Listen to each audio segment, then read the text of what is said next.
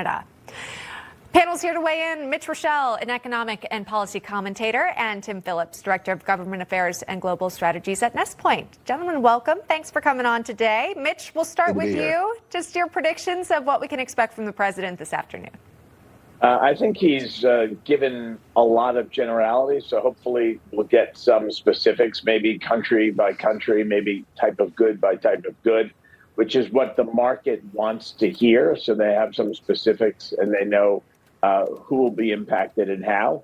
But I think what we won't know is what the negotiations are that will follow. And I think all of this is a precursor to rounds and rounds of negotiations with these respective countries, including our neighbors to the north and south. Tim, your thoughts on this and what you expect from the Rose Garden this afternoon? Is it just going to be about, again, the tariffs? Again, it's called Make America Wealthy. Again, perhaps it could be about more.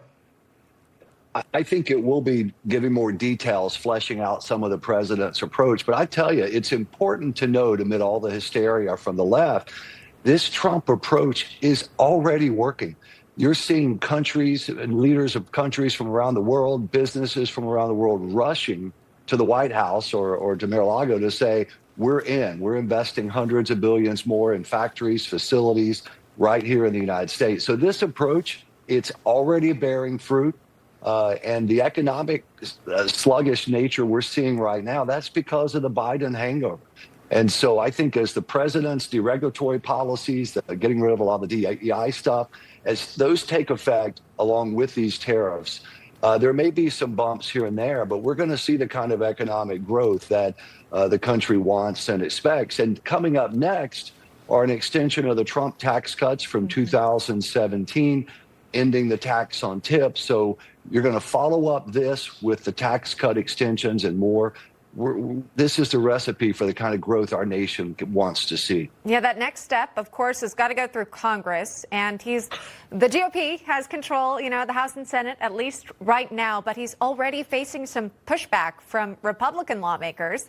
And the president's not afraid to call them out. On Truth Social just last night, specifically mentioning Mitch McConnell, Susan Collins, Lisa Murkowski, and Rand Paul, saying that he hopes they'll get on the Republican bandwagon for a change. He says they're playing with the lives of the American people and right into the hands of the radical left Democrats. I mean, Mitch, maybe these are the usual suspects, if you will, but does that give you some insight as to how difficult it might be to actually get policies officially in place when you're already seeing some GOP senators step aside? And in the Senate, Emma, the reality is, while you can do it with a simple majority through budget reconciliation, that you can't afford to lose one or two of those people. I think what's happening is Donald Trump is a very disruptive catalyst for change. We saw it in the 45th administration. We're seeing it very early in the 47th administration.